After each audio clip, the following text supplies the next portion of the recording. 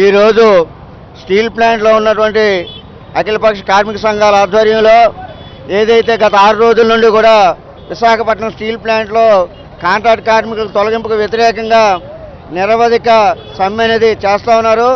ఆ సమ్మెలో భాగంగా గత 5 రోజుల నుండి కూడా పెద్ద ఎత్తున ఆ యొక్క టెంట్ దగ్గర కానీ లోపల కానీ అనేక ప్రదర్శనలు అనేవి చేయడం అనేది జరిగింది. ఈరోజు పాతగాజువాక నుండి అలాగే శ్రీకన్య థియేటర్ వరకు ర్యాలీ అనేది ఉంటుంది. ఆ ర్యాలీ కంప్లీట్ అయిన తర్వాత ఇక్కడ మీటింగ్ అనేది జరుగుతూ ఉంది. అయితే ఇది ఈరోజు కేంద్ర రాష్ట్ర ప్రభుత్వాలు రెండూ కూడా విశాఖపట్నం స్టీల్ ప్లాంట్ని అమ్మేయాలని ముంచేయాలని చెప్పి నిర్ణయం చేసి ఆ నిర్ణయంలో భాగంగా ప్రజలు మభ్యపెట్టే పద్ధతిలో ప్యాకేజీ ప్రకటించింది. ఆ ప్యాకేజీ స్టీల్ ప్లాంట్ అభివృద్ధికి కానీ స్టీల్ ప్లాంట్ ప్రొడక్షన్ తీయడానికి కానీ స్టీల్ ప్లాంట్ యొక్క మరమ్మతులకు కానీ ఏనికి ఉపయోగించకుండా ఈరోజు జిఎస్టీ కట్టడానికి అంటే ఒక చేత్తో ఇచ్చి ఒక చేత్తో లాక్కునే పద్ధతిలో జిఎస్టీ కట్టడానికి అప్పులు తీర్చడానికి మాత్రమే ఇవ్వడం అనేది జరిగింది. దానిలోనే ఇంకొకటి ఏంటంటే మేము ప్యాకేజ్ ఇచ్చాం కాబట్టి 5,400 మంది కాంట్రాక్ట్ కార్మికులు తీసేయాలి అనేది ఆ ప్యాకేజీలో ఉన్నటువంటి నిగూఢమైనటువంటి ఒక క్లాజు. అలాగే రెండోది ఏంటంటే ఎవరైతే పర్మనెంట్ ఎంప్లాయీస్ ఉన్నారో ఆ పర్మనెంట్ ఎంప్లాయీస్ని ఈరోజు ఇప్పటికే 1,200 పైచీలకు వీఆర్ఎస్ ఇచ్చి పంపించారు. దాదాపు ఒక 10 మందిని సిఆర్ఎస్తో పంపించారు. ఇంకా కూడా ఇంకొక 2,000 మందిని పంపించేదానికి ఏర్పాట్లు అనేవి జరుగుతున్నాయి. అంటే ఏతావాత చూస్తే 10,000 మందిని ఈ సంవత్సరంలో స్టీల్ ప్లాంట్లో ఉన్నటువంటి పర్మనెంట్ కాంట్రాక్ట్ కార్మికుల్ని పంపించేదానికి కేంద్ర ప్రభుత్వం కుట్ర చేస్తే రాష్ట్రంలో ఉన్నటువంటి కూటమి ప్రభుత్వం ముఖ్యంగా తెలుగుదేశం ప్రభుత్వం కూడా ఈరోజు దాన్ని వంతపాడుతూ అందులో ఉన్న ప్యాకేజీలు ఉంది కాబట్టి తీసేస్తున్నారు, దానికోసం మేమేం మాట్లాడలేమని చెప్పి దౌర్భాగ్యమైనటువంటి మాటలు అనేవి ఈరోజు చంద్రబాబు నాయుడు పవన్ కళ్యాణ్ మాట్లాడుతూ ఉన్నారు. ఇది రాష్ట్రం ఏ విధంగా అభివృద్ధి చెందుతూ ఉంది. ఒక ప్రక్కేమో మేము అనేకమైనటువంటి వీళ్ళని ఒక ఎంటర్ప్రైనర్స్ని తీసుకొచ్చి కంపెనీలు పెట్టి లక్షల ఉద్యోగాలు ఇస్తామని చెప్పి ఒక ప్రక్కేమో కూటమి ప్రభుత్వం తెలుగుదేశం ప్రభుత్వం చెబుతూ ఉంది. ఉన్న ఉద్యోగాలు 10,000 ఉద్యోగాలు ఈ సంవత్సరం తీసేస్తూ ఉంటే మీరు ఎక్కడి నుండి ఉద్యోగాలు ఇస్తారని చెప్పి ఈ కూటమి ప్రభుత్వాన్ని నేను ప్రశ్నిస్తూ ఉన్నాను. కాబట్టి ఈరోజు కానీ కంప్లీట్గా యాజమాన్యంతో చెప్పి గవర్నమెంట్ ఇన్వాల్వ్ అయ్యి ఈ సమ్మెను పరిష్కరించడానికి ప్రయత్నం చేయకపోతే మాత్రం ఇంకా కూడా ఈ ఉద్యమం తీవ్రతరం అవుతుంది. ఇప్పటికే 85% మంది కాంట్రాక్ట్ కార్మికులు తమ విధులను బహిష్కరించారు. రేపు సోమవారం నుండి 100% కూడా బహిష్కరించడానికి ఏర్పాట్లు అనేవి ముమ్మరంగా సాగుతూ ఉన్నాయి. మొత్తం కాలనీలన్నింటిలో కూడా ప్రచారం అనేది ఉవ్వెత్తున జరుగుతూ ఉంది. కాబట్టి సమ్మె తప్పకుండా సక్సెస్ అవుతుంది. ఇప్పటికైనా సరే చంద్రబాబు నాయుడు 2000 సంవత్సరంలో ఏ విధమైనటువంటి టర్నింగ్ పాయింట్ తీసుకున్నాడో అలాగే ఈరోజు కూడా అటువంటి పాయింట్ తీసుకోకపోతే మాత్రం ఈ రాష్ట్రంలో తెలుగుదేశం ప్రభుత్వానికి గడ్డు రోజులు మొదలయ్యాయని చెప్పి మేము చెప్పదలుచుకున్నాం. కాబట్టి ఇప్పటికైనా సరే మించిపోయింది లేదు.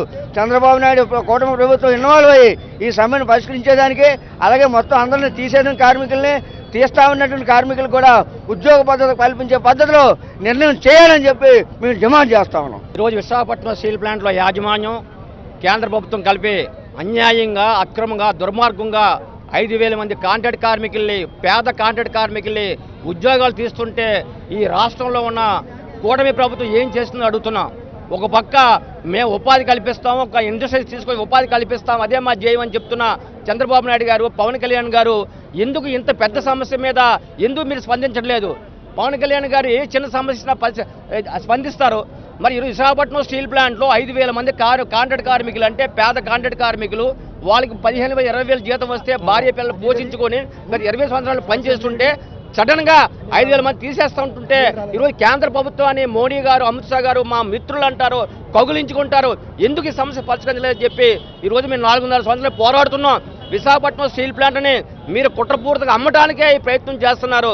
ఎందుకంటే ఏదన్నా ఒక మేకపోతే బలేసే ముందు దాన్ని పసుపు రాసి అన్నీ పెట్టి బలేస్తుంటారు. అలాగే స్టీల్ ప్లాంట్ అమ్మటానికి ముందుగా అందరికీ వచ్చిన ప్యాకేజీని అంతా బ్యాంకులకి డిపాజిట్ చేసేసి అలాగే కాంట్రాక్ట్ కార్మికులు 5,000 మంది తీసి పర్మనెంట్ కార్మికులు 3,000 మంది వీరసులు పంపించి అమ్మేవాడికి ఈజీగా ఉండడం గురించి ప్రయత్నం చేస్తున్నారు. ఎట్టి పరిస్థితుల్లో ఊరుకోము. ఈ ఉద్యమం ఇదే మొదలయ్యింది. కూటమి ప్రభుత్వం చేసిన వాళ్ళు ఇచ్చిన హామీలు కూడా ఇంకా ఏం అమలు చేయలేదు. ఇప్పుడే ప్రజల్లో వ్యతిరేకం వచ్చింది. ఇంకా ఈ ఉద్యోగం రాష్ట్ర వ్యాప్తం తీసుకెళ్తాం. ఏ ఒక్క కాంట్రాక్ట్ కార్మికులు చేయడానికి వీలు లేదు. తీసిన 2,000 కాంట్రాక్ట్ కార్మికులు కూడా విధుల్లో తీసుకోవాలి. ఖచ్చితంగా ఈ కాంట్రాక్ట్ కార్మికులు అవసరం. ఈ స్టీల్ ప్లాంట్కి పర్మనెంట్ కార్మికులు కనీసం 2,000 మంది బయటకు అప్పుడు వెళ్ళిపోయారు. ఇంకా 2,000 మంది VRS రిటైర్ వెళ్ళిపోతున్నారు. ఈ కాంట్రాక్ట్ కార్మికులే రేపు పొద్దున్న భవిష్యత్తు ప్లాంట్ వీళ్ళే నడపగలరు. కాబట్టి 7.3 మిలియన్ ఉత్పత్తి చేయాలంటే ఈ 15,000 మంది కాంట్రాక్ట్ కార్మికులు ఉండాలి. ఎవరన్నా రమ్మనండి, స్టీల్ సెక్రటరీ వస్తారా, స్టీల్ మినిస్టర్ వస్తారా, మేము చెప్తాం.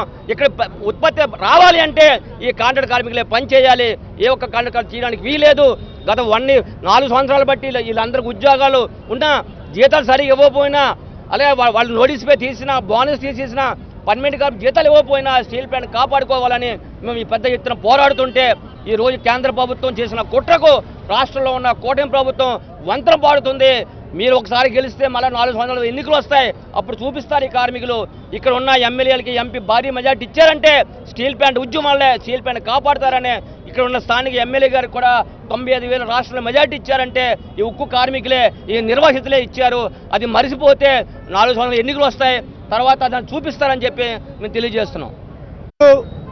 ఉక్కు కాంట్రాక్ట్ కార్మికులు 6వ రోజు సమ్మె జయప్రదం జరుగుతుంది. ఈరోజు స్టీల్ ప్లాంట్ యాజమాన్యం ఏం చెప్తుందంటే రాష్ట్ర ప్రభుత్వం మా పక్క ఉంది, కేంద్ర ప్రభుత్వం మా పక్క ఉంది.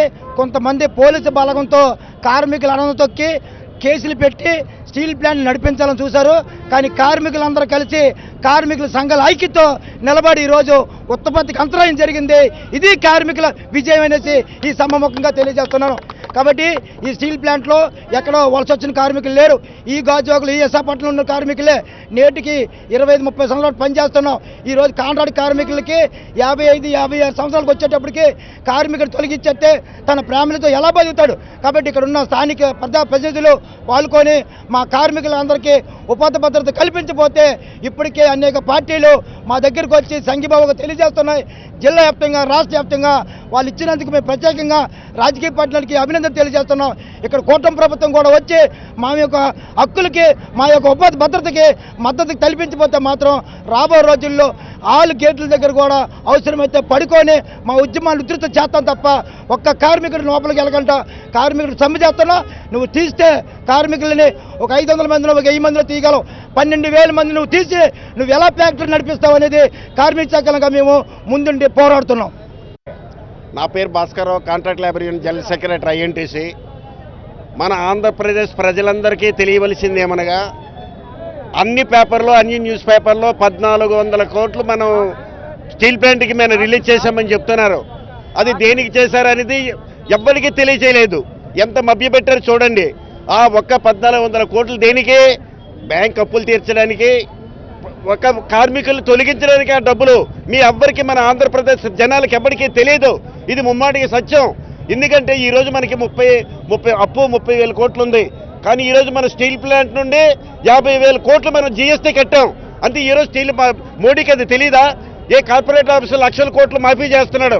ఇన్ని వేల మంది ఆంధ్రప్రదేశ్ వెన్నుముక ప్లాంటు ఆ మాత్రం లేదా? జనాల మీద కనికరం లేదా? వాడు గెలిచిన హామీలన్నీ ఏమయ్యే? వాడు చేస్తున్నది ఏమే? ఏది కూడా కాదది.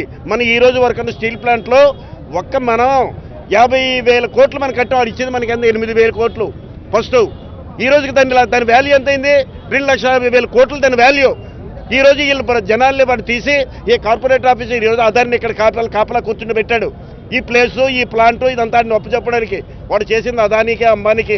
ఇవన్నీ మా వాళ్ళందరూ చెప్పినవి మేము చెప్పుకొని ఒక్కోటి వెళ్ళడం కాదు. ముఖ్యమైన విదేశం ఏంటంటే 1,400 కోట్లు పేపర్లకు వస్తున్నాయి. అందరు జనాలు 1,400 స్టీల్ ప్లాంట్లకు ఇచ్చేశారు. అదేంటి? అప్పులు తీస్తే కార్పొరేట్కి అప్పు చెప్పడానికి, జనాలు తీస్తే ఆడికి అప్పు చెప్పడానికి.